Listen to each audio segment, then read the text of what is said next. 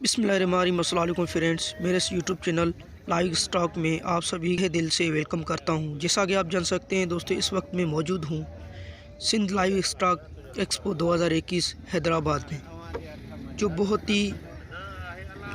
ही प्यारे अंदाज से ये नुमाइश लगी हुई है और मैं वहां पे मौजूद हूं। ये चचा साहिब जिनों की भैंसें हैं दोस्तों, बहुत ही प्यारे अंदाज से ये नुमाइश लगी हुई है। ये एलिगेटर फार्म की भैंसें हैं। तो कहीं कहीं मुझे मौका मिल रहा है तो मैं वॉइस हर वीडियो पे डालता आ रहा हूँ, किसी पे नहीं डाल रहा क्योंकि ज़्यादातर साउंड ही लगा रहा हूँ, क्योंकि यहाँ पे मेले का माहौल है और यहाँ पे जो है कॉपीराइट सॉन्ग भी चलते हैं, इसका भी डर लगता है। दोस्तों ये चाचा परेल जखरे की भैंसें हैं। और दोस्तों जिस वीडियो पे जो है मेरा वॉइस नहीं है, उसमें मैं टाइटल में ओनर का नाम भी लिख रहा हूँ, इसमें भी नाम लिखा हुआ है। तो आज के लिए इतना ही, मिलते हैं नेक्स्ट वीडियो पर। अल्लाह हाफिज़।